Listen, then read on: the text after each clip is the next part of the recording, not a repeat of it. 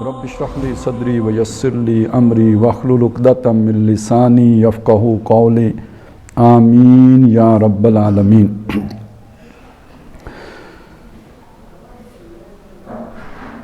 آیت نمبر 31 تک ہم نے سورہ حدید کا مطالعہ کر لیا تھا اور اب اس سے آگے ہم پڑھ رہے ہیں۔ آیت نمبر 29 اور 30 میں جو مضمون آیا تھا اس میں ایک تو یہ کہ دنیا کی حقیقت بیان کی گئی اور پھر آخر میں یہ بتایا گیا کہ آخرت میں تو یہ ہے کہ یا تو شدید عذاب ہوگا یا اللہ کی طرف سے بخشش اور اللہ کی خوشنودی ہوگی۔ پھر ساتھ ہی یہ بات بتا دی گئی کہ دنیا کی زندگی نہیں ہے مگر دھوکے کا سامان ہے، وَمَا الْحَيَاةُ الدُّنْيَا إِلَّا مَتَاعُ الْغُرُورِ۔ اور اس کے بعد پھر یہ دعوت دی گئی اور بلکہ پرزور جو ہے وہ پکار لگائی گئی کہ دوڑو اس جنت اللہ کی بخشش کی طرف اور اس جنت کی طرف جس کا پھیلاؤ آسمانوں اور زمین جتنا ہے، جو تیار کی گئی ہے ان لوگوں کے لیے کہ جو ایمان لائے اللہ پر اور اس کے رسولوں پر، اور جس کو یہ بات سمجھ آ گئی اور جس نے زندگی کا نصب العین اور مقصد یہ بنا لیا، اس پر اللہ کا فضل ہے اور اس فضل سے اللہ نوازتا ہے اپنے بندوں میں سے جن کو چاہتے ہیں، اور یہ بہت بڑی، یہ اللہ بڑے فضل والا ہے۔ اب اس کے بعد آ گئی بات جو ہے وہ آیت نمبر یہ 32۔ پہلے اس کا ترجمہ کر لیتے ہیں۔ فرمایا ما اصاب من مصیبت، نہیں پڑتی کوئی پڑھنے والی۔ مصیبت کا لفظ ہمارے ہاں اردو میں عام ہے اور مصیبت کا لفظ ہم بولتے ہیں اس معنی میں کہ کوئی بلا، کوئی ناگوار صورتحال جو ہمیں پیش آتی ہے اس کو ہم مصیبت کہتے ہیں۔ بلکہ یہاں تک کہ کوئی گھر والے کام بھی بتا دیں تو کہہ دیتے ہیں کہ جناب ایک مصیبت ذمہ ڈال دی ہے۔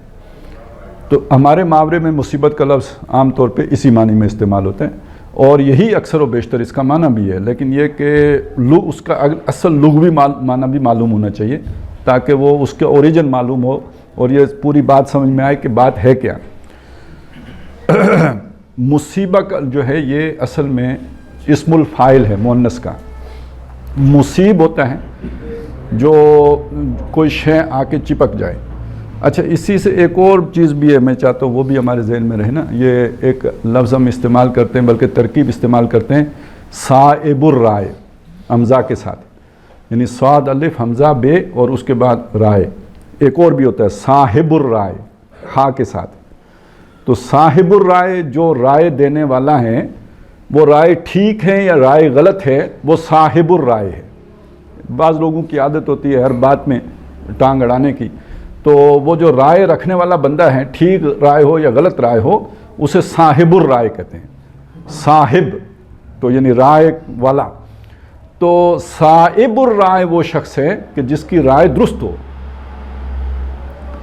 تو مصیب وہ شے جو آ کے چپک گئی، چمٹ گئی، لگ گئی، مسلط ہو گئی، یہ مصیب ہے۔ اور یعنی اگر مذکر ہو وہ شے، اور اگر وہ مؤنث ہو تو وہ مصیبہ ہے۔ اب میرا خیال ہے وہ چیز سمجھ میں آ گئی ہوگی، یعنی اس کے آ کے چپک جانے میں اب کوئی شک نہیں ہے، گویا وہ آپ سے آ کے چمٹ گئی، یہ مصیبت ہے۔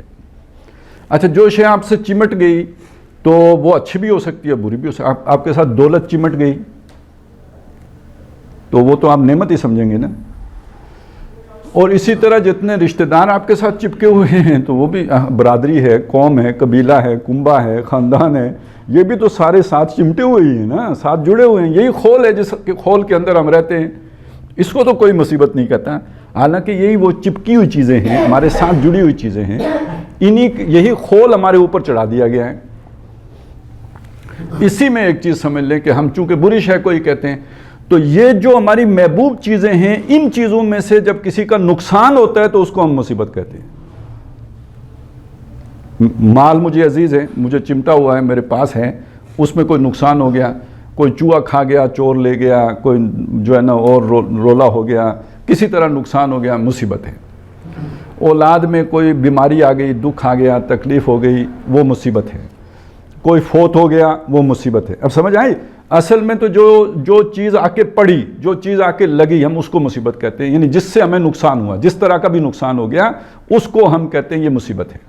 تو اصابہ یصیبو کا مطلب ہوا جو یہ تو ہے نا فعل، کوئی شے آ کے پڑنا، اور ما اصابہ نہیں پڑتی، مم مصیبتن کوئی پڑنے والی، یعنی آ نہیں لگتی کوئی آ لگنے والی، فی الارض زمین میں، ولا فی انفسکم نہ تمہاری جانوں کے اندر، یعنی زمین میں کیا آئے گا؟ زلزلہ آیا تو زمین میں آیا، کوئی لینڈ سلائیڈ ہو گئی تو زمین میں ہوئی، کوئی خسف ہو گیا دھنس گئی زمین مکان سمیت اندر چلی گئی، تو یہ ساری مصیبت کہاں آئی؟ زمین میں آئی۔ اچھا ہوا بہت تیز ہوا آئی جھکڑ مکان ہی اڑا کے لے گئی، یہ مصیبت کہاں آئی؟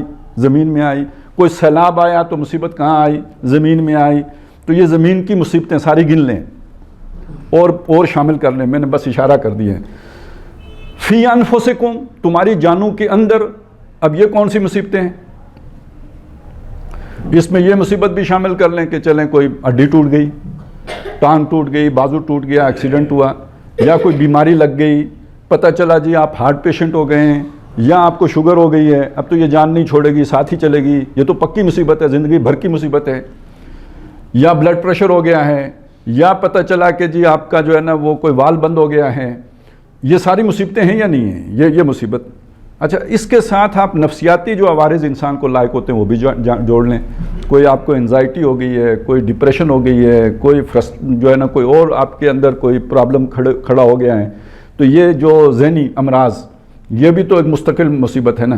اچھا اس کو ہم عام طور پہ جنات کے ساتھ جوڑ دیتے ہیں، ہوتے ہیں نفسیاتی عوارض ہیں، تو میں یہ نہیں کہتا کہ جنات کا عمل دخل نہیں ہوتا ہے، لیکن یہ مکس ہوتا ہے، بعض اوقات نفسیاتی مسئلہ ہوتا ہے ہم اسے جن کا مسئلہ سمجھ لیتے ہیں۔ تو یعنی وہ جو شیطان کو آ کے شرارتیں شروع کر دیں وہ اس کو بھی ہم مصیبت ہی کہیں گے، اس کو بلکہ ہم بلا بھی کہتے ہیں، بلا چمٹی گی اس۔ اب دیکھیے وہاں بالکل صحیح لفظ استعمال کریں، مصیبت کا مطلب یہ ہے آ کے چمٹ جانے والی چیز، تو کیا ہوا جی؟ بلا چمٹی گی اس، تو جڑی بلا چمٹی گی تو وہ مصیبت ہی آئی نا۔ تو یہ اب دیکھیں کہ کاروبار میں نقصان ہونا شروع ہو جائے تو ہم کیا کہتے ہیں؟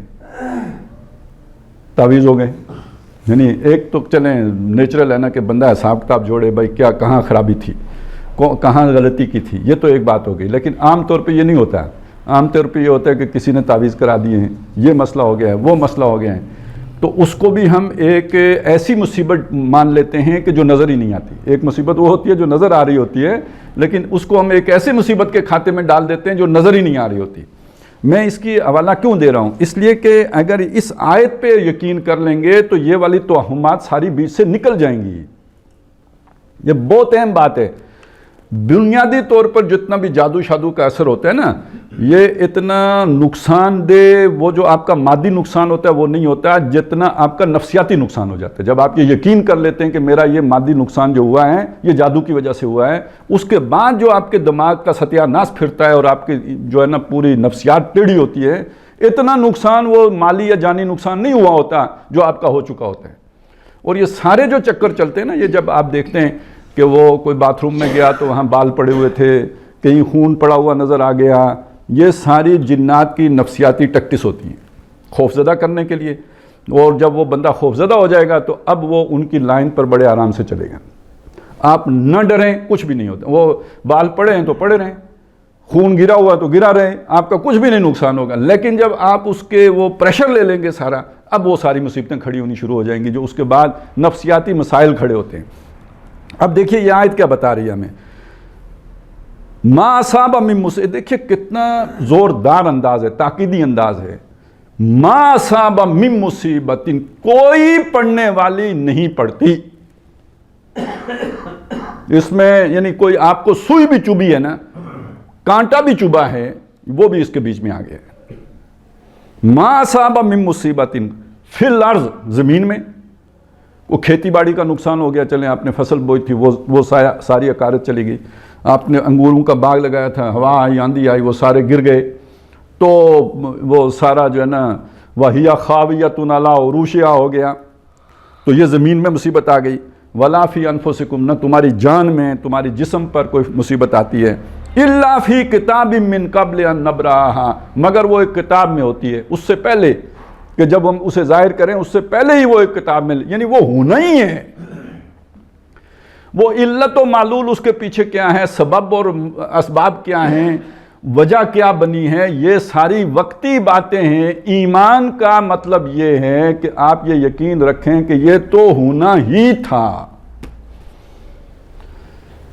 اور یہ من جانب اللہ ہے، یہ اللہ کے اذن سے ہے، اللہ کی مرضی کے بغیر نہیں ہے۔ چلیں مرضی کا لفظ نہیں، اللہ کے اذن کے بغیر نہیں ہے۔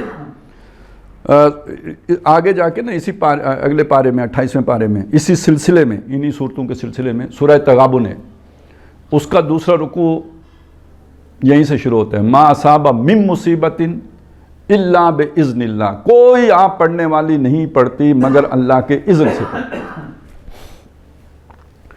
اچھا اب اللہ کے اذن سے پڑھی، اب یہاں سے کچھ چیزیں سمجھ لیجئے، دیکھیں وہ سمجھ لیں گے تو سارے مسئلے حل ہوتے چلے جائیں گے، دکھ تکلیف رنج علم دور ہوتا چلا جائے گا۔ وہاں پہ آگے جو الفاظ ہیں نا کہ جب مصیبت پڑی تو اس کے بعد الفاظ ہیں وَمَن يُؤْمِن بِاللَّهِ، جو اللہ پر یقین رکھتا ہے، ایمان رکھتا ہے، يَهْدِ قَلْبَهُ، اس کے دل کو ہم ہدایت دے دیتے ہیں۔ مصیبت نے تو پڑھنا تھا، پڑھ گئی، اب مصیبت پڑھنے کے بعد دل کی کیفیت کیا ہے، یہ ہے اصل میں ہدایت جس کو وہاں پہ کہا گیا۔ اگر دل سکون میں ہے، دل امن میں ہے تو اس کو ہدایت اللہ کی طرف سے مل گئی، سکون کی، اطمینان کی۔ لیکن دل اگر تڑپ رہا ہے، دل جو ہے وہ اچھل رہا ہے، دل میں بےتابی ہے، دل میں اضطراب ہے، دل جو ہے وہ رنجیدہ ہو گیا ہے، وہ حزن میں مبتلا ہو گیا ہے، یہ کسی اب عارض اور مسائل کھڑے کرنا شروع کر دے گا، یہیں سے ٹینشن، اور اسی ٹینشن سے پھر بلڈ پریشر، اسی سے پھر وہ جسمانی عوارض، یہ ایک دوسرا سلسلہ ہے جو چل پڑے گا۔ تو دل کو ہدایت دے دینے کا مطلب کیا ہے؟ سکون کی ہدایت۔ دل کو ہدایت دے دینے کا مطلب کیا ہے؟ اطمینان کی ہدایت۔ دل کو ہدایت دینے کا مطلب کیا ہے؟ لا خوف علیہم ولا ہم یحزنون کی ہدایت۔ تو جو ایمان رکھتا ہے اس ایمان کے نتیجے میں اس کی مصیبت جو اسے پڑتی ہے، اس کا طرز عمل، اس کا معاملہ یہ ہوتا ہے۔ تو اب یہی بات یہاں پہ کہی کہ ما اصاب من مصیبت فی الارض ولا فی انفسکم الا فی کتاب من قبل ان نبرأها ان ذلک علی اللہ یسیر، بے شک یہ اللہ کے لیے بہت آسان ہے۔ کیوں یہ بات کہی بے شک یہ اللہ کے لیے بہت آسان ہے؟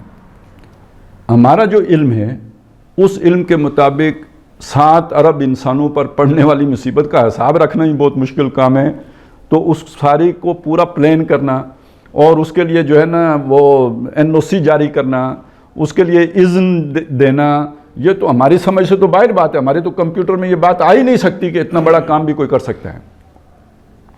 تو ہمیں سمجھایا کہ دیکھیں یہ آپ کو نہیں سمجھ آ رہی، آپ کو بڑا مشکل لگ رہا ہے تو لگا کرے، وہ جو خالق کائنات ہے، وہ جو مالک ہر شے کا ہے، وہ جو رب العالمین ہے، اس کے لیے یہ کام بالکل مشکل نہیں ہے، بہت آسان ہے اس کے لیے۔ یہ اللہ تعالیٰ کا علم اور اللہ تعالیٰ کی یہ جو قدرت ہے، اس کو بڑے مختلف اسالیب میں قرآن مجید نے واضح کیا ہے۔ وَهُوَ بِكُلِّ شَيْءٍ عَلِيمٌ، یہ سادہ سا جملہ ہے، وہ ہر شے کا علم رکھتا ہے۔ وَهُوَ عَلَىٰ كُلِّ شَيْءٍ قَدِيرٌ، وہ ہر شے کے اوپر قادر ہیں۔ پھر کہیں اس کو کھولا، تفصیل بیان کی کہ یعلم ما فی السماوات و ما فی الارض، وہ جانتا ہے جو کچھ آسمانوں میں اور جو کچھ زمین میں ہے۔ کہیں یہ کہا ہوا معکم اینما کنتم، وہ تمہارے ساتھ ہوتا ہے جہاں کہیں تم ہوتے ہو۔ اب جو ساتھ ہوتا ہے اس کو کیا نہیں معلوم ہوگا؟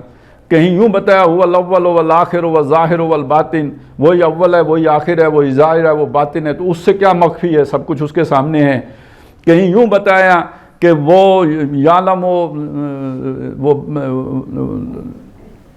بلکہ یہ کہ جو سورہ انعام میں آیا ہے وہ تو بہت زیادہ تفصیل ہے کہ یعلم ما فی البر والبحر، وہ جانتا ہے جو کچھ خشکی میں ہے، جو سمندر میں ہے، سب کو جانتا ہے، اس کو بھی جانتا ہے۔ اور اس سے آگے یہ کہ وما تسقط من ورقۃ، کوئی ورق نہیں، کوئی پتا نہیں گرتا، الا یعلمھا، مگر وہ اسے جانتا ہے، ولا حبۃ فی ظلمات الارض، اور کوئی دانہ زمین کے اندھیاروں میں نہیں جاتا، ولا رطب ولا یابس الا فی کتاب مبین، نہ کوئی گیلی شے جو سبز شے، نہ کوئی خشک شے، مگر سب ایک واضح ریکارڈ پر درج ہے، یعنی اللہ کے علم میں ہے، اللہ کو سب معلوم ہے۔ تو اس اعتبار سے اللہ تعالیٰ کے علم کو مختلف اسالیب میں قرآن مجید نے بیان کیا کہ تمہیں کوئی شک نہ رہے کہ یہ اللہ کے لیے کوئی مشکل کام ہے۔ اچھا، اب یہاں سے اس کو پچھلے آیات کے ساتھ جوڑیں تو کیا مطلب بنے گا؟ کہ بتایا کہ دیکھیں دنیا دھوکے کا سامان ہے، وَمَا الْحَيَاةُ الدُّنْيَا إِلَّا مَتَاعُ الْغُرُورِ، پہلی بات یہ ہو گئی۔ ایمان کا تقاضا کیا ہے؟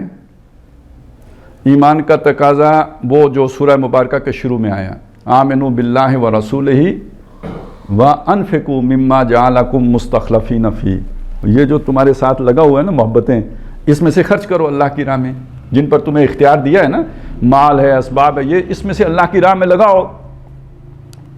اب نقصان جو ہوتا ہے وہ کہاں ہوتا ہے؟ یہیں پہ ہوتا ہے، اسی جگہ پہ نقصان ہوتا ہے۔ یہ جو اللہ کی راہ میں لگانا تھا وہ انہی محبتوں کا تو امتحان ہے نا، کل ان کان آباؤکم و ابناؤکم و اخوانکم و عشیرتکم و ازواجکم و عشیرتکم و اموال اقترفتموها و تجارت تخشون کسادها و مساکن ترضونها احب الیکم من اللہ و رسولہ و جہاد فی سبیلہ، یہی تو سارا، یعنی 3 محبتیں یہ اللہ کی، رسول کی، جہاد کی، 8 محبتیں وہ آبا کی، ابنا کی، اخوان بھائی، عشیرہ برادری، اور مال جو میں ہیں، اور یہ جو تجارت جس کی کساد بازاری کا دھڑکا لگا ہوا ہے، اور یہ کہ جو گھر بڑے ڈیکوریٹڈ، تو یہ جو محبتیں ہیں ان میں سے کسی کا کوئی نقصان ہو جائے تو وہی مصیبت کہتے ہیں نا، اسی کو مصیبت کہتے ہیں۔ تو یہاں پہ یہ بتایا کہ یہ جو ساری چیزیں ہم نے تمہیں دی، اس میں سے لگاؤ اللہ کی راہ میں، خود اپنی مرضی سے لگاؤ۔ اب اگر فرض کریں کسی کے دل میں محبت ان چیزوں کی زیادہ ہے، تو اگر اللہ تعالیٰ چاہتا ہے میرا یہ بندہ میری طرف آئے تو اس کو ذرا وہ جو نہیں وہ مرغی ٹکور لگاتی ہے انڈے کو، تو ٹکور تو اس کو لگائے گا نا، ٹکور اس کو لگائے گا۔ جس سے اللہ ناراض ہو جائے اس کو ٹکور نہیں لگاتا، جس سے ناراض ہو جائے میں پھر کہتا ہوں اس کو ٹکور نہیں لگاتا، اس کا نقصان نہیں کرتا۔ یہ بالکل قرآن مجید نے یہ بات صاف صاف بتائی ہے، یہ نقصان اس کا ہوتا ہے دنیا میں کہ جس کو اللہ چاہتا ہے کہ یہ میری طرف پلٹ آئے، اس نے کوئی جو کمیاں چھوڑی ہوئی ہیں نا اس کام میں، جو اس کا کرنے کا کام تھا، تو وہ میں اس طرح کر کے اس کو ذرا اپنی طرف متوجہ کر لوں۔ جس سے اللہ ناراض ہو جائے اس کو کوئی تکلیف نہیں دیتا، بالکل تکلیف نہیں دیتا، اور دیتا ہے تو اپنے سے دور کرنے کے لیے دیتا ہے۔ یہ میں اب اس کی تھوڑی سی وضاحت آپ کے سامنے کر دوں، چونکہ دعویٰ آپ کو شاید بہت بڑا لگے، لہذا میں اس کو کھول کے آپ کو بتا دیتا ہوں۔ سورہ انعام میں 5واں رکوع ہے شاید، اس میں بتایا جب رسول آتے ہیں تو وَلَقَدْ أَرْسَلْنَا إِلَىٰ أُمَمٍ مِّن قَبْلِكَ، اے نبی ہم نے آپ سے پہلے مختلف امتوں میں رسولوں کو بھیجا، جب رسولوں کو بھیجا فَأَخَذْنَاهُمْ بِالْبَأْسَاءِ وَالضَّرَّاءِ، تو ان قوموں کو ہم نے سختیوں میں اور تکلیفوں میں پکڑا، بھوک آ گئی، کوئی اور اس طرح کی ہوائیں آ گئی، مصیبت آ گئی۔ اچھا اسی وجہ سے جب سختیاں آتی تھیں نا تو پہلے نہیں آئی تھیں، اب رسولوں کے آنے کے بعد سختیاں آئیں، تو قوم نے ان سختیوں کو رسولوں کی دعوت کے ساتھ جوڑ دیا کہ جب سے تم آئے ہو یہ مصیبتیں پڑنی شروع ہو گئی ہیں۔ وہ جو سورہ یاسین میں نہیں آتا اِنَّا تَطَيَّرْنَا بِكُمْ، ہم نے تمہیں بڑا منحوس پایا ہے، بھئی کیوں؟ جب سے آئے ہو سبز قدم، اس کے بعد جو ہے نا ایک مصیبت سے اوپر سے دوسری مصیبت آ جاتی ہے، ہر دفعہ مصیبت۔ یہ تمہاری وجہ سے ہو رہا ہے، پہلے نہیں تھا۔ یہ تھا کیوں؟ قرآن کیا کہتے ہیں؟ یہ اس لیے تھا لعلہم یتضرعون، تاکہ وہ گڑ گڑائیں، تاکہ وہ روئیں، تاکہ جو ان کے دل سخت ہو گئے ہیں وہ نرم پڑیں اس مصیبت کی وجہ سے۔ اب سمجھ آئی مصیبت کیوں آئی؟ دلوں کو نرم کرنے کے لیے آئی۔ سورہ الف لام میم السجدہ میں فرمایا وَلَنُذِيقَنَّهُم مِّنَ الْعَذَابِ الْأَدْنَىٰ دُونَ الْعَذَابِ الْأَكْبَرِ، یہاں مصیبت کی جگہ عذاب کا لفظ آ گیا۔ دوزخ بھی ایک مصیبت ہی ہے نا، اس بڑی مصیبت سے پہلے یا یہ کہ جو دنیا میں قیامت آنی ہے وہ بھی مصیبت ہے، یا یہ کہ جن قوموں پر وہ عذاب آیا ہے جیسے قوم نوح پر، قوم عاد پر، قوم سمود پر، وہ بھی تو بہت بڑی مصیبت تھی۔ اس بڑی مصیبت سے پہلے چھوٹی چھوٹی مصیبتیں، یہ جو ہلکی پھلکی جس میں مرے نہ تھوڑا بہت نقصان ہو جائے، یہ ان کو پہنچائیں گے۔ تو یہ چھوٹی مصیبتیں کیوں آئیں گی ان پر؟ لعلہم یرجعون، تاکہ یہ لوٹ آئیں، واپس آئیں۔ اب آپ کو سمجھ آئی کہ یہ مصیبت کیوں آتی ہے؟ جس سے اللہ ناراض ہو اس پر نہیں آئے گی، آئے گی اس پر جس کو اللہ چاہتا ہے واپس آ جائے، دور نکل گیا ہے۔ اب اگلی سورہ انعام کی اس سے آگے آیت کیا ہے؟ فَلَوْلَا إِذْ جَاءَهُمْ بَأْسُنَا تَضَرَّعُوا، تو ایسا کیوں نہیں ہوا جب ان پر ہماری تکالیف آئیں تو وہ گڑ گڑاتے، روتے، چیختے، چلاتے، ہماری طرف متوجہ ہوتے۔ وَلَٰكِنْ قَسَتْ قُلُوبُهُمْ، اس لیے نہیں ہوا کہ ان کے دل سخت ہو چکے ہوئے تھے۔ وَزَيَّنَ لَهُمُ الشَّيْطَانُ مَا كَانُوا يَعْمَلُونَ، شیطان نے جو کچھ وہ حرکتیں کر رہے تھے ان حرکتوں کو ان کے لیے ڈیکوریٹ کر، مزین کر دیا تھا، خوبصورت کر دیا۔ وہ ان میں کھپ گئے تھے، انہی میں لگ گئے تھے، انہی میں دھنس گئے تھے، تو وہ اس طرف ان کا ذہن آیا ہی نہیں۔ اب اللہ کا فیصلہ سنیے، فلما نسوا، جو میں نے کہا تھا نا کہ جس سے اللہ ناراض ہو جائے اس پہ مصیبت نہیں آتی، یہ آیت سنیں، فلما نسوا ما ذکروا بہ، جب بھول گئے اس کو کہ جس کے ذریعے انہیں سمجھایا گیا تھا، فتحنا علیہم ابواب کل شیء، اب مصیبتیں ختم، ہم نے ان پر وا کر دیے ہر برکت کے دروازے، ہر نعمت کے دروازے، ہر خوشحالی کا ہر در ان کے لیے اوپر کھول دیا۔ اب جسے کہتے ہیں چھپر پھاڑ کے ملنا شروع ہو گیا، وہ سمجھے اللہ ہم سے بڑا راضی ہو گیا، وہ سمجھے جناب دیکھیں برکتیں تو ہم پہ نازل ہو رہی ہیں، ہمارا کاروبار ترقی کر رہا ہے، ہمیں دنیا میں عزت مل رہی ہے، ہم دنیا میں بہت آگے بڑھ رہے ہیں۔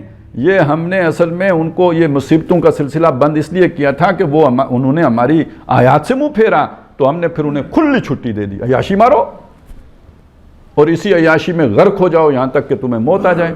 فلما نسوا ما ذکروا بہ فتحنا علیہم ابواب کل شیء حتی اذا فرحوا بما اوتوا، یہاں تک کہ جب یہ فرح سمجھتے نا، پھولے نہ سمانا، یعنی کوئی آپ کو کوئی کامیابی مل گئی اس پہ آپ اترانے لگیں، پھولے نہ سمائیں۔ فلما فرحوا بما اوتوا، جب وہ فرح کرنے لگے، جب وہ اترانے لگے اس پر جو انہیں مل گیا تھا، جو انہیں دیا گیا تھا، اخذناہم بغتۃ، ہم نے اچانک پکڑا۔ اب آپ سمجھے، جس کی رسی تھوڑی تھوڑی کھینچی جاتی ہے اس پر مہربانی کی جاتی ہے، اور جس کی یکدم کھینچ لی جاتی ہے وہ ہے جس پر اللہ ناراض ہے۔ تو جن کو چھٹی ملی رہی اور پھر یکدم رسی کھینچ لی، فَإِذَا هُمْ مُبْلِسُونَ، تو وہ بجھ کے رہ گئے، وہ خوشی سے پھول رہے تھے، جو ہی رسی کھینچی بس بجھ گئے، ختم۔ خامدون کے الفاظ بھی آئے نا سورہ یاسین میں، جو جیسے انگارہ جو ہے نا وہ تھا نا پورے طرح دہک رہا تھا، تو اس پہ جب آپ پانی ڈالیں تو ایک ہی سڑوں اور پھر ختم، اس طرح ایک دم بجھ گئے۔ مبلسون یہ ابلیس کا لفظ اسی سے بنا ہے، یعنی مایوسی کی اتھاہ گہرائیوں میں اتر گئے اور بجھ گئے، بالکل دہکتا ہوا انگارہ جیسے بجھ گئے، ایسے ہو گئے۔ فَقُطِعَ دَابِرُ الْقَوْمِ الَّذِينَ ظَلَمُوا، تو پھر ظالم قوم کی جڑ کاٹ دی گئی۔ اب آپ کو یقین ہو گیا نا جو بات میں نے آپ کے سامنے رکھی تھی کہ مصیبتیں، تکلیفیں، آزمائشیں، وبال اس پر آتا ہے جس کو اللہ تعالیٰ چاہتا ہے کہ یہ میری طرف متوجہ ہو، جس سے اللہ ناراض ہو جاتا ہے اس کو پھر کھلی چھٹی دے دیتا ہے، خوب عیاشی کرو، جتنی ہو سکتی ہے اتنی کرو، بلکہ یہ کہ پاکستان میں جو نہیں ہو سکتی جو وہ جا کے سوئٹزرلینڈ میں کرو، اتنے مال و اسباب دے دو، جتنی دیگیں مرضی جو ہے نا وہ چھپاؤ چوراؤ۔ بعد میں جو ویسے وہ خیال آ رہا تھا نا، ایک ابھی صاحب کے ذمے ہے کوئی 12 ارب کہتے ہیں کرپشن کیے، میں یہ آج کسی کو کہہ رہا تھا یہ 12 ارب پلیٹ ہے، انہوں نے دیگ چھپائی ہے، یہ ہمیں بتا رہے ہیں نا 12 ارب یہ گپ ہے، یہ جھوٹ ہے۔ یہ جب آپ نے کوئی بہت بڑا ڈاکہ مارا ہو تو تھوڑا سا بتا دیں کہ چلیں یہی کچھ ہے، تو یعنی یہ اصل میں بات ہے۔ تو پھر اللہ مواقع دیتا ہے، مارو عیاشیاں خوب، اور کھلی چھٹی ہے، جتنا مرضی عیاشی کر لو۔ تو یہ جس کو یہ کھلی چھٹی مل جاتی ہے اس سے اللہ راضی نہیں ہوتا، ناراض ہوتا ہے۔ اب ذرا تھوڑا سا اس کو میں ایک اور اعتبار سے آپ کے سامنے رکھوں کہ سورۃ الفجر میں اللہ کی آزمائش کو اس انداز میں بیان کیا گیا، پچھلی دفعہ بھی میں نے آپ کے سامنے رکھا تھا کہ جب نعمتیں ملتی ہیں تو یہ نعمتوں والی جو آزمائش، یہ بھی آزمائش ہوتی ہے، اور جب اللہ تعالیٰ کی طرف سے کوئی سختی آتی ہے تو وہ بھی آزمائش ہوتی ہے۔ یعنی اب ایک نئی بات آ گئی، نئی بات یہ آئی کہ دونوں صورتیں امتحان کی ہیں۔ آپ کو اللہ نے کوئی عہدہ دے دیا، کوئی مرتبہ دے دیا، کوئی شہرت دے دی، کوئی حیثیت دے دی، کوئی سٹیٹس دے دیا، مال دے دیا، اسباب دے دیے، کہیں پہ کوئی جو ہے نا آپ کی کوئی حیثیت بنا دی، یہ سب آزمائش ہے۔ یا اللہ تعالیٰ نے آپ پر کوئی مصیبت بھیج دی، تکلیفیں بھیج دی، وہ بھی آزمائش ہے۔ اب ہم کس آزمائش کو آسان سمجھتے ہیں؟ مال و دولت والی آزمائش کو آسان سمجھتے ہیں، جبکہ جو سمجھدار لوگ ہیں ان کی نظر میں جو مال و دولت والی آزمائش ہے، اقتدار والی آزمائش ہے، وہ زیادہ سخت ہے۔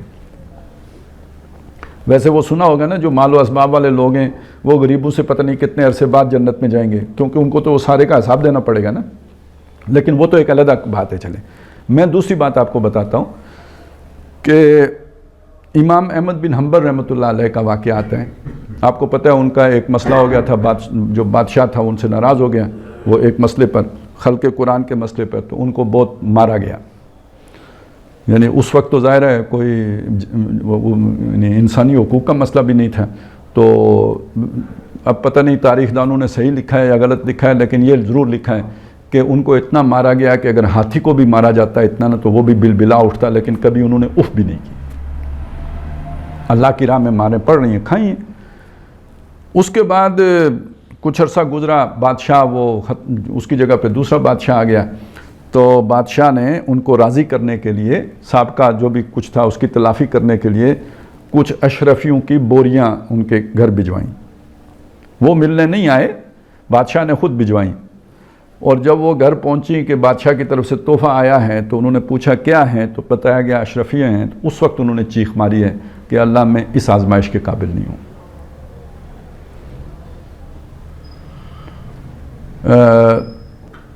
ایک واقعہ بیان کیا جاتا ہے حضرت ایوب علیہ السلام کا. آپ کو پتہ ہے ان پر کتنی مصیبتیں آئیں.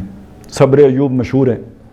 ان کے بارے میں یہ بیان کیا جاتا ہے کہ وہ جب تندرست ہو گئے، پھر اللہ نے ساری نعمتیں دے دیں، دوبارہ دے دیں، تو کسی نے ان سے پوچھا کہ یہ والی آزمائش آسان ہے یا وہ والی آسان تھی؟ تو فرمایا اس میں تکلیف تو تھی لیکن وہ آزمائش ہلکی تھی. اس میں تکلیف تو تھی، کیوں کہ وہ اب ظاہر ہے وہ نبی ہیں، ان کا تو اللہ سے رابطہ ہے، تو وہ کہتے ہیں رات کو بھی جب کبھی کوئی تکلیف سے میں کروٹ لیتا تھا، نکلتی تھی تو اللہ کی طرف سے جواب آتا تھا. اب تکلیف ہی نہیں ہے تو ہی نہیں نکلتی.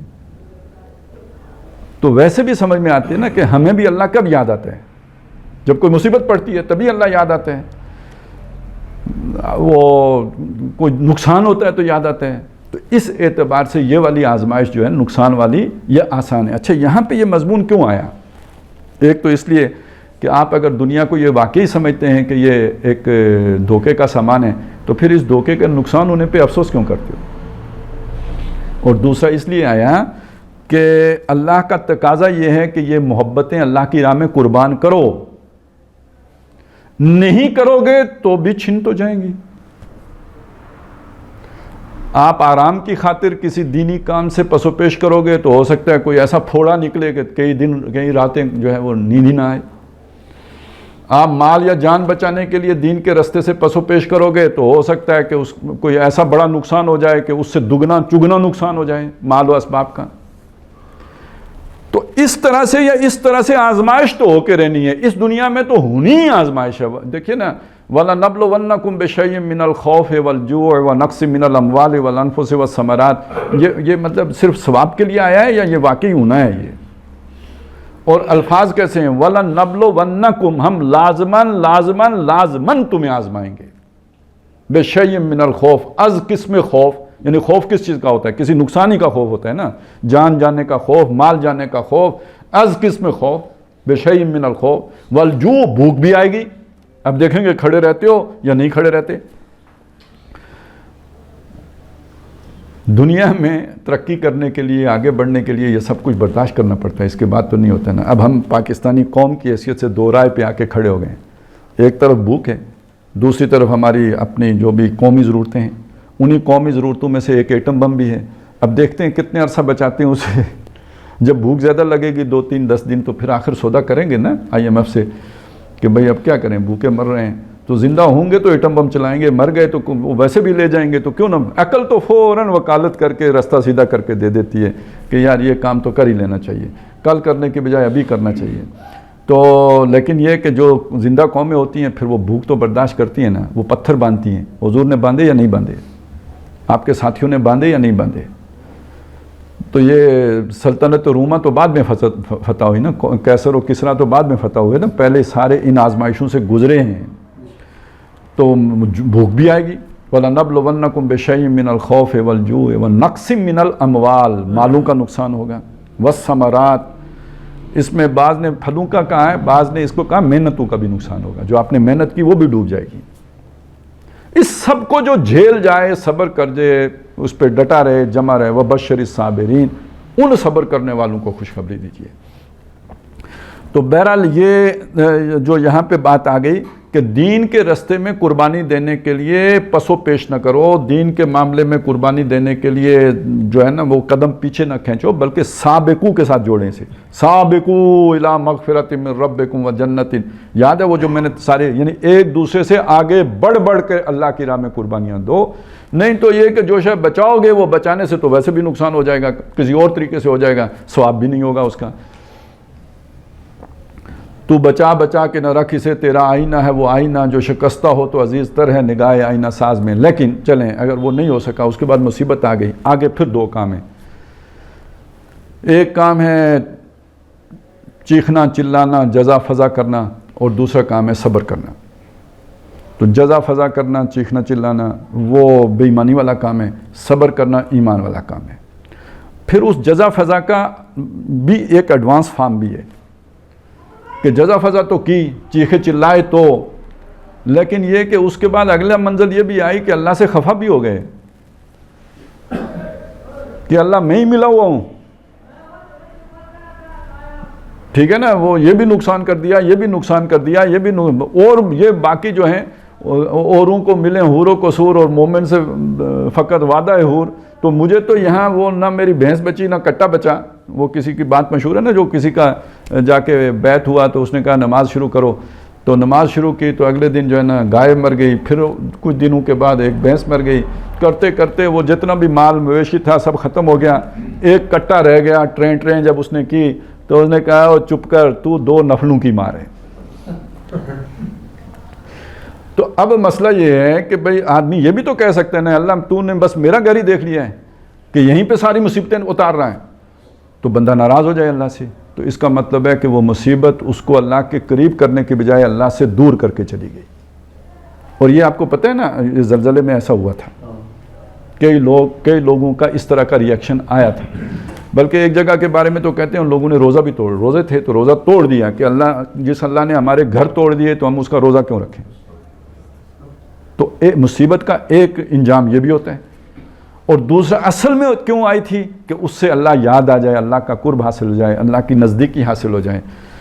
اور سب سے بڑی بات یہ ہے کہ دل مطمئن رہے۔ ٹھیک ہے طبعی طور پر انسان کو ایک دکھ ہوتا ہے، اس دکھ میں جزا فضا دراصل آؤٹ آف کنٹرول ہونا ہے، آؤٹ آف کنٹرول نہ ہو، آنکھوں سے آنسو نکل گئے اس میں کوئی حرج نہیں ہے، اس نے کوئی غم کے کوئی اگر فرض کریں کوئی اظہار ہو گیا اس میں کوئی وہ نہیں ہے، لیکن اس غم کے لیے بھی کہا یہ بھی 2-3 دن تک ہے، اس عرصے میں اپنے آپ کو کنٹرول کرنے کا معاملہ ہے، یعنی سوچ کے واپس دل کو اس جگہ پہ آ جانا چاہیے کہ جو اس سارے عمل کا نتیجہ ہے۔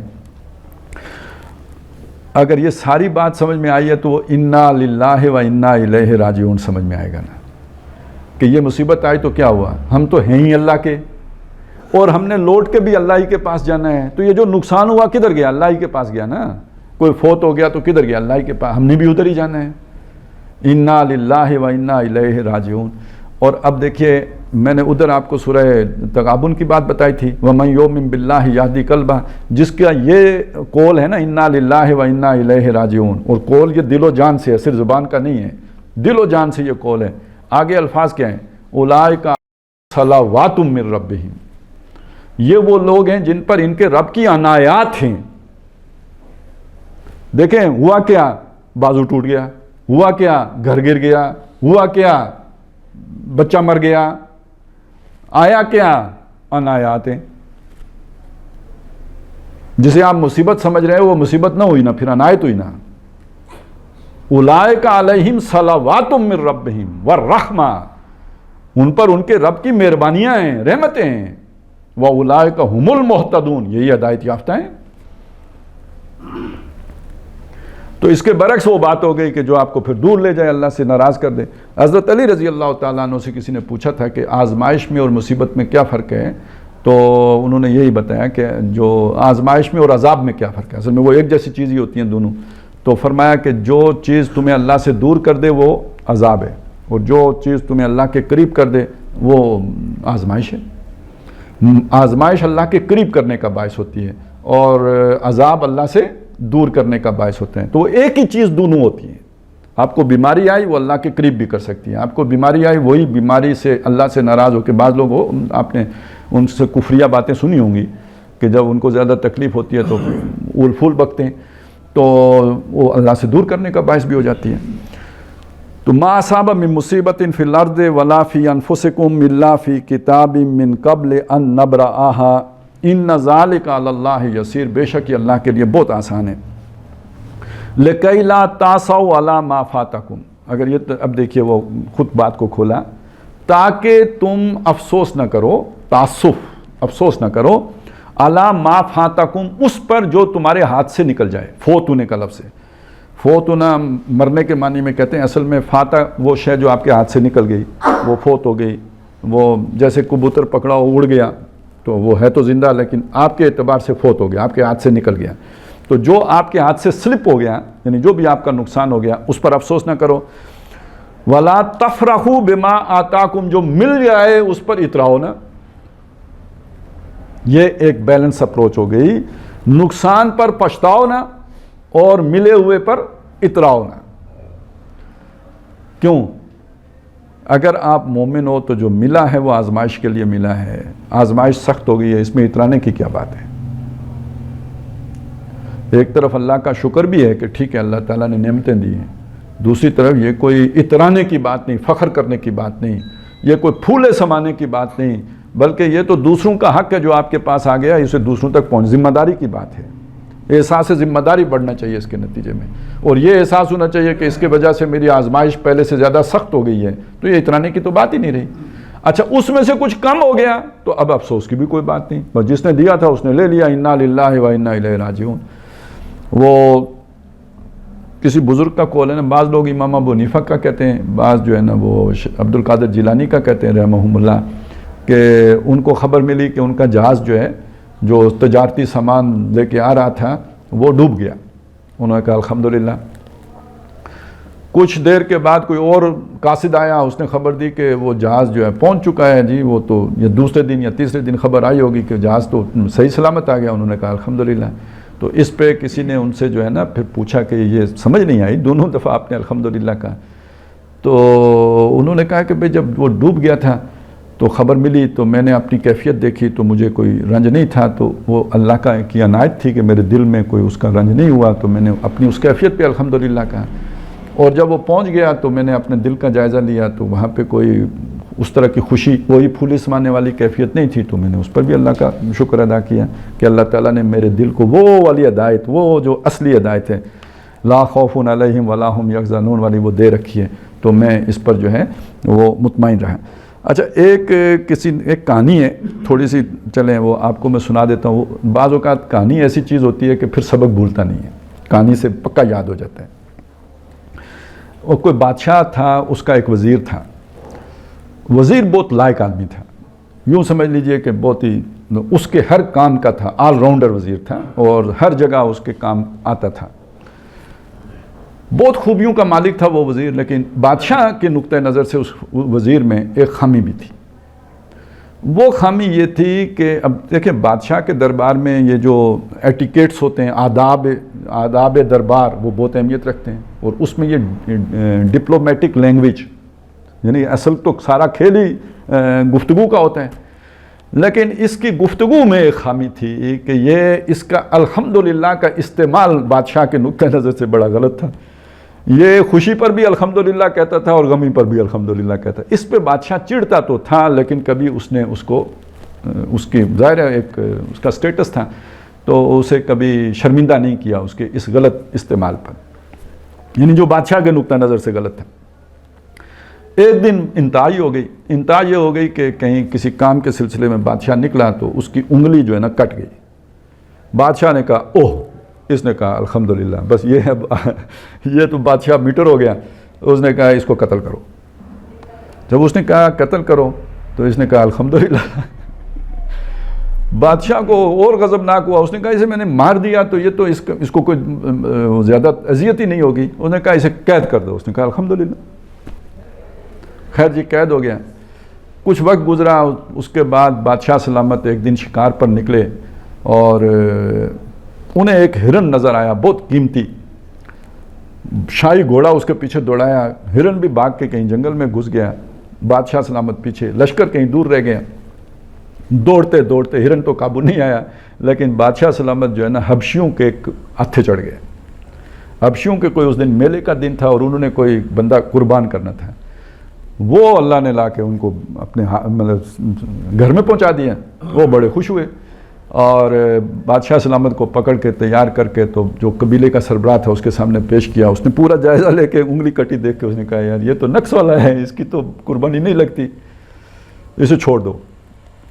اس وقت اسے وہ یاد آیا، وزیر یاد آیا. خیر یہ چھوٹ گیا.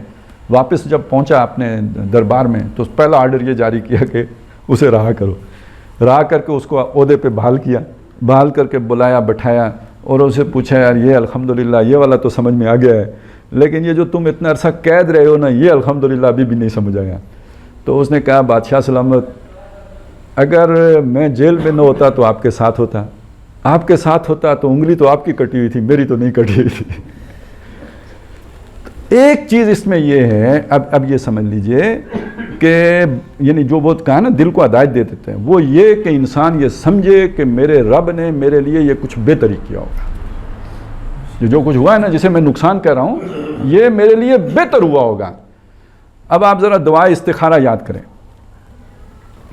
کیا ہے؟ اے اللہ میں تجھ سے خیر مانگتا ہوں. کیوں مانگتا ہوں؟ انکا تعلم، تو جانتا ہے، میں نہیں جانتا ہوں. تو قدرت رکھتا ہے، میں قدرت نہیں رکھتا ہوں. تو جب میں نہیں جانتا تو نہ جاننے کی وجہ سے ایک شے جو میرے لیے نقصان دہ ہے میں اس سے محبت کر سکتا ہوں. بلکہ وہ آیت یاد آ گئی نا، کتب علیکم القتال وہو کرہ لکم، تم پر جنگ فرض کی گئی ہے، تمہیں پسند نہیں آ رہی ہے، تمہیں بری لگ رہی ہے. جنگ فرض کر دی گئی تم پر، تمہیں بری لگ رہی ہے. وَعَسَىٰ أَن تَكْرَهُوا شَيْئًا، ہو سکتا ہے کہ تم کسی شے کو ناپسند کر رہے ہو، وَهُوَ خَيْرٌ لَكُمْ، درآں حالانکہ کہ وہ تمہارے لیے بہت اچھی ہو، تمہارے لیے خیر کا باعث ہو. وَعَسَىٰ أَن تُحِبُّوا شَيْئًا، ہو سکتا ہے تم ایک چیز کو پسند کر رہے ہو، وَهُوَ شَرٌّ لَكُمْ، اور وہ شے تمہارے لیے نقصان دہ ہو. وَاللَّهُ يَعْلَمُ وَأَنْتُمْ لَا تَعْلَمُونَ، اللہ جانتا ہے تم نہیں جانتے. اب نوجوان دیوانہ ہوا ہے شادی اتھے کرنی، حالات نہیں بن رہے تو اسے سمجھنا چاہیے کہ یہ میرے لیے شاید اچھا نہیں تھا، اس لیے حالات اللہ نہیں بنا رہا. اب اسی طرح آپ نے کوئی کسی چیز پر آپ کا شوق آیا ہوا ہے، میں نے ایک مثال دے دی، اور ہر شے پر جس کی بھی آپ کے دل میں تمنا پیدا ہوئی تو یہ یقین ہونا چاہیے کہ اگر میرے لیے مفید ہوئی تو اللہ مجھے دے گا، اگر نہیں دے رہا تو میرے لیے مفید نہیں ہے، نقصان دہ. اسی طرح کوئی شے مجھ سے چھن گئی تو یہ میرے لیے نقصان دہ تھی تو اللہ نے یہ برائی مجھ سے دور کر دی. یہ اب اس سے اگلا لیول آ گیا ہے. ایک تو یہ نا کہ نقصان پر انا للہ و انا الیہ راجعون، لیکن یہ لیول کیا کہتا ہے؟ یہ لیول یہ کہتا ہے یہ جو نقصان ہو گیا یہ بہتر ہو گیا ہے. یہ صرف انا للہ و انا الیہ راجعون نہیں ہے، یہ اس سے اگلی بات ہو گئی ہے. میں نہیں جانتا کہ میرے لیے بہتر کیا ہے اور میرے لیے نقصان دہ کیا ہے، میرا رب میرے بارے میں مجھ سے زیادہ بہتر جانتا ہے. جب وہ مجھ سے زیادہ بہتر جانتا ہے وہ میرا نقصان کیوں کرے گا؟ وہ مجھے تک جو ہے وہ کیوں جو گھاٹا پہنچائے گا؟ اس نے مجھے فائدہ ہی پہنچایا ہے. میری محدود عقل کے مطابق یہ میرا نقصان ہے، اس کی لامحدود علم کے مطابق یہ میرا فائدہ ہے. اب آپ سوچئے نا، ویسے یہ تو باتیں ہیں نا جو میں نے کی ہیں، لیکن ان باتوں پر اگر ہمارا یقین ہو تو پھر کوئی غم رہتا ہے؟ پھر کوئی دکھ رہتا ہے؟ پھر کوئی افسوس رہتا ہے؟ یہ ہے لِكَيْ لَا تَعْصَوْا عَلَىٰ مَا فَاتَكُمْ وَلَا تَفْرَحُوا بِمَا آتَاكُمْ. اپنے رب سے کیوں بدظن ہوتے ہو کہ اس نے تمہارا نقصان کیا؟ وہ جو تمہارا پالنہار ہے، وہ جو تمہارا پرورش کنندہ ہے، وہ جو تمہارا خیر خواہ ہے، جس کے ہاتھ میں کل خیر ہی خیر ہے، بِيَدِكَ الْخَيْرُ، وہ تمہارا نقصان کیوں کرے گا؟ یہ سوء ظن کیوں کیا تم نے؟ یہ ہے حسن ظن. اللہ سے حسن ظن رکھو کہ اس نے تمہارے لیے بہتر کیا ہے. یہ تمہاری خام خیالی ہے کہ یہ میرا نقصان ہوا ہے، نقصان ہوا ہی نہیں ہے، تمہارا فائدہ ہوا ہے. تو لِكَيْ لَا تَعْصَوْا عَلَىٰ مَا فَاتَكُمْ وَلَا تَفْرَحُوا بِمَا آتَاكُمْ وَاللَّهُ لَا يُحِبُّ كُلَّ مُخْتَالٍ فَخُورٍ. اور اللہ تعالیٰ پسند نہیں کرتا کسی بھی شیخی خور فخر کرنے والے کو. اب یہاں پہ یہ بات آ گئی کہ وہ لوگ کہ جو فخر کرنے والے ہوتے ہیں یا وہ اترانے والے لوگ ہوتے ہیں، ان کا معاملہ یہ بھی ہوتا ہے کہ ظاہر ہے وہ فخر کس بات پر کریں گے؟ جو مال و اسباب ہے اس پر کریں گے نا، جو عہدہ منصب ہے اس پر کریں گے نا، اسی پر ہوتا ہے. وہ ریٹائرمنٹ کے بعد بھی وہ میں نے تو وہاں سرو کیا ہے، وہ ان کا وہ تڑ نہیں جاتی. وہ ابھی بھی باقی ہوتی ہے. اور ظاہر ہے کیسے جائے, عمر تو ساری انہی بتوں کی جو ہے نا وہ پوجا میں کٹی ہوتی ہے, اور عمر تو ساری کٹی عشق بتا میں مومن, اب آخر وقت میں کیا خاک مسلمان ہوں گے. تو وہ تو پھر ابھی وہی چیزیں ہیں, اصل تو تڑ وہی ہوتی ہیں. تو یہ سمجھ لیجئے کہ جس آدمی کے اندر یہ مادہ ہے, شیخی خورا گپے مارنے والا, ہم نے یہ کیا, ہم نے وہ کیا, ہم نے ایسا کیا. اصل یہ جو ایک ہے نا فخر تو آپ اس چیز پر کریں گے جو آپ کے پاس ہے. اب آپ کے دل میں بڑا بننے کی تمنا ہے, تو جو آپ کے پاس نہیں ہے اس کی گپ ماریں گے.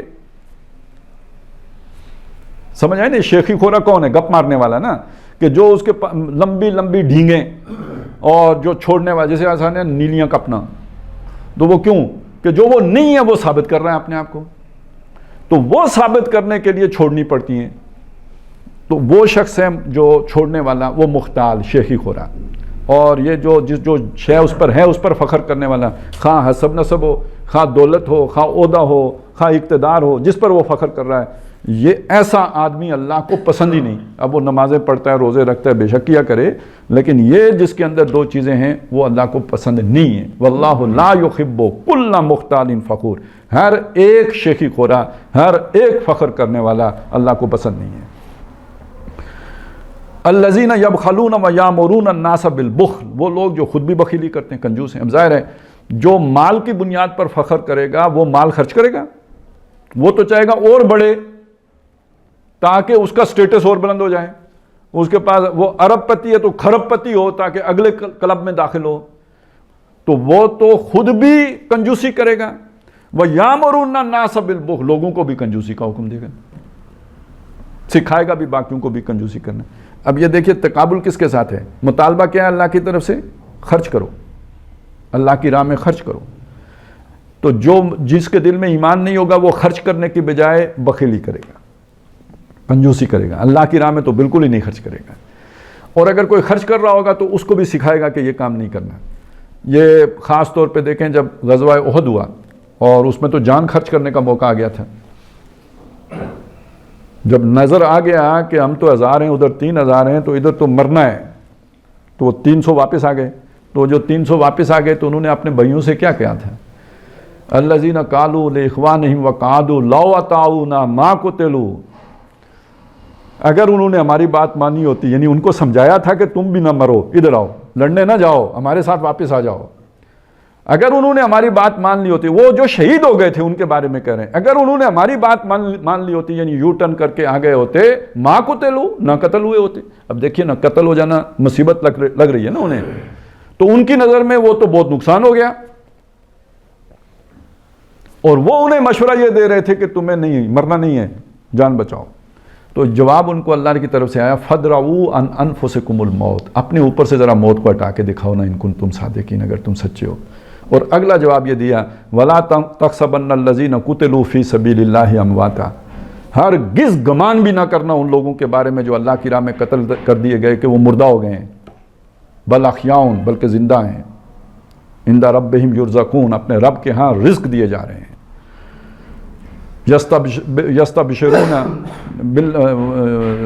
یستبشرون بالذین لم یلحقوا بہم, وہ خوشخبریاں حاصل کر رہے ہیں ان لوگوں کے بارے میں جو پیچھے رہ گئے ہیں. اب دیکھیے نا, مرنے میں ایک تو اپنی جان کا مسئلہ ہوتا ہے, میں نہ مر جاؤں, لیکن اس سے آگے چلیں یہ تو ہو جاتا ہے کہ مروں گا تو جنت میں جاؤں گا, آدمی پھر بھی آنکھیں بند کر کے چھلانگ لگا سکتا ہے.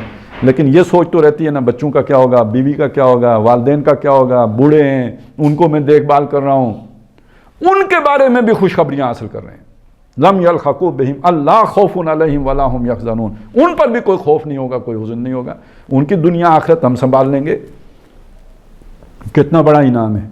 اور یہ کیا سمجھ رہے ہیں, یہ کیا مشورہ دے رہے تھے ان کو, او نہیں دیکھا, جان بڑی قیمتی ہے, او واپس آ جاؤ, او نہ جاؤ جی, یہ پاگل ہیں تم, ان کے ساتھ چل پڑے ہو. یہ ان کو یہ مشورہ دے رہے ہیں. تو جو جان بچانے کا مشورہ دے رہے ہیں تو وہ مال بچانے کا مشورہ نہیں دیں گے. الذین یبخلون ویامرون الناس بالبخل, خود بھی بچتے ہیں, دوسروں کو بھی بچاتے ہیں, ان کو بھی کہتے ہیں مت خرچ کرو. وَمَن يَتَوَلَّ فَإِنَّ اللَّهَ هُوَ الْغَنِيُّ الْحَمِيدُ, اور جو کوئی پیٹھ موڑے گا, منہ موڑے گا, یعنی مطالبہ کیا ہے, اللہ کی راہ میں کھپانا, لٹانا, لگانا. بلکہ وہ بچانے سے وہ شعر بھی ہے نا, علامہ اقبال کا ہے، تو بچا بچا کے نہ رکھ اسے، تیرا آئینہ ہے وہ آئینہ کہ شکستہ ہو تو عزیز تر ہے نگاہ آئینہ ساز میں۔ مصیبت پڑے تو اللہ کے محبوب بنتے ہو، نقصان ہو تو اللہ کے محبوب بنتے ہو، کہ شکستہ ہو تو عزیز تر ہے نگاہ آئینہ ساز میں۔ یہ ٹوٹی ہوئی ہڈیاں، یہ جو ہے نا کرچی کرچی جو ہے جسم، یہ اللہ کو زیادہ پیارا ہے۔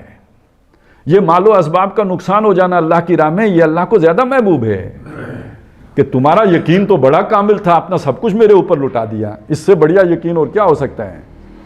لیکن اس سے جو منہ موڑ لے، یو ٹرن لے لے، وَمَن يَتَوَلَّ فَإِنَّ اللَّهَ هُوَ الْغَنِيُّ الْحَمِيدُ، تو بے شک اللہ تعالیٰ تو ہے ہی غنی، غنی بے نیاز، اسے کوئی احتیاج نہیں ہے۔ یعنی یہ انسان تو کسی کے لیے کوئی قربانی دیتا ہے تو وہ قربانی ہوتی ہے اصل میں اس کی ضرورت کے لیے۔ آپ نے کسی کو خون دیا تو خون اس کی ضرورت ہے، آپ نے کسی کی خاطر ڈنڈا کہ وہ ڈنڈا اس کو پڑتا، درد ہوتا، وہ آپ نے برداشت کر لیا، تو یہ تو ایک آدمی کی احتیاج آپ نے دور کی ہے نا، اس کی ضرورت پر آپ اس کے کام آئیں۔ اللہ کا ایسا کوئی مسئلہ نہیں ہے، اس کا کوئی کام رکا ہوا نہیں ہے، اس پر کوئی بوجھ نہیں ہے جو تم اتارو گے، اور تم نے اگر نہ اتارا تو وہ بڑا اس کے لیے ثقیل ہو جائے گا، ایسا کچھ نہیں۔ یہ سب تمہارے اپنی نشو و نما کے لیے، تمہاری اپنی روحانی ترقی کے لیے، تمہاری اپنی کامیابی کے لیے، تمہارے اپنے امتحان کے لیے ہے۔ اس میں اللہ کے لیے کوئی احسان نہیں ہے تمہارا۔ وہ غنی ہے، وہ بے نیاز ہے، بے پرواہ ہے، اس کا کوئی نقصان نہیں ہوگا۔ نہ تم اگر نہیں کرو گے تو اس کا کوئی نقصان نہیں، کرو گے تو اس کا کوئی فائدہ نہیں ہے، یہ تو تمہارا اپنا معاملہ ہے۔ من جاہد فإنما یجاہد لنفسہ، جو جہاد کرے گا اپنے فائدے کو کرے گا، کوئی اللہ پر احسان نہیں، کوئی محمد الرسول اللہ پہ احسان نہیں، کوئی کسی دوسرے ایمان والے پہ احسان نہیں۔ جس نے جو کیا اپنے بھلے کو کیا، اپنے فائدے کو کیا، اپنے لیے جو ہے اس نے کوئی بہتری کمائی ہے، کسی کا کوئی بھلا نہیں کیا۔ من جاہد فإنما یجاہد لنفسہ، اپنے بھلے کو کیا۔ تو فإن اللہ هو الغنی، وہی تو غنی ہے۔ اگر کوئی اور غنی ہونے کا دعویٰ کر رہا ہے تو جھوٹا، اصل غنی تو وہ ہے۔ اور الحمید، وہ اس کو کسی کی تعریف کی بھی ضرورت نہیں ہے۔ یہ حمید کا مطلب یہاں پہ یوں سمجھ لیجئے، یعنی تعریف کیا ہوا عام طور پہ ترجمہ کرتے ہیں، لیکن تصور سمجھ لیں کہ ایک چیز ہوتی ہے جس کے وجود کے لیے یا جس کے ہونے کے لیے کوئی دلیل دینا پڑتی ہے، لیکن ایک چیز وہ ہوتی ہے کہ جس کا وجود خود ایسا گواہ ہوتا ہے کہ کوئی خارجی دلیل دینے کی ضرورت نہیں ہوتی۔ مطلب سورج نکل آئے تو کوئی اور دلیل دینے کی ضرورت ہے کہ سورج نکل آیا، وہ اپنے وجود پر خود گواہ ہے۔ اسی طرح رات پڑ گئی ہے تو رات کے ہونے کی کوئی دلیل دینے کی ضرورت نہیں، وہ اندھیرا خود بتا دے گا کہ رات ہے۔ تو الحمید وہ ہستی کہ جس کو کوئی تعریف کی حاجت نہیں، وہ اپنی تعریف خود ہے۔ تو وہ نہیں اگر کسی کو سمجھ آ رہی تو اس کی سمجھ کا قصور ہے، اس میں اس کی تعریف کا کوئی جو ہے نا وہ کمی نہیں ہوتی، اس سے الحمید ہے۔ تو فإن اللہ هو الغنی الحمید۔ بہرحال اس میں جو چیز ہمارے سامنے آئی وہ یہ کہ دنیا، اللہ تعالیٰ نے ہمیں دنیا میں بھیجا امتحان کے لیے۔ امتحان اصل میں تو ہونا ہے ان نقصانات اور مصیبتوں کے ذریعے سے۔ ان مصیبتوں میں پڑھ کر جو صبر کرے، جو جھیلے، اور اگلی بات آخری یہ کہ اس کو سمجھے یہی میرے لیے جو نقصان ہو گیا، اسی میں میرے لیے کوئی خیر تھی، یہاں تک پہنچ گیا، اور اللہ کی راہ میں آگے بڑھ کر یعنی ہر طرح کا نقصان کو، یہ چیلنج جو سامنے آتا ہے اس کو گلے لگائے۔ یہ ہے جو سیدھی راہ پہ، اولئک علیہم صلوات من ربہم ورحمہ واولئک هم المہتدون۔ اور جو اس سے منہ موڑے اور بچے اور بچنے کی کوشش کرے اور دوسروں کو بھی کہے کہ بچو، یہ ہے کہ جو گمراہی پر ہے، جو ٹیڑھی رستے پر ہے، جو غلط رستے کے اوپر ہے۔ تو دین کے بس یوں سمجھ لیجئے کہ ہدایت اور گمراہی کا یہ جو ہے نا ایک بڑا آسان سا ایک معیار ہمارے کرائیٹیریا رکھ دیا گیا ہے کہ ہم اس معاملے میں ہمارا رویہ کیا ہے، روش کیا ہے، سوچ کیا ہے۔ اللہ تعالی ہمیں دین کی ان باتوں کو سمجھنے کی توفیق عطا فرمائے، انہیں یاد رکھنے کی توفیق عطا فرمائے، اور اپنی پوری زندگی میں ان کو اپنے معاملات میں پیش نظر رکھنے کی اور ان کے مطابق اپنی سوچ کو استوار کرنے کی توفیق عطا فرمائے۔ اقول قولی ھذا واستغفر اللہ لی ولکم ولسائر المسلمین والمسلمات۔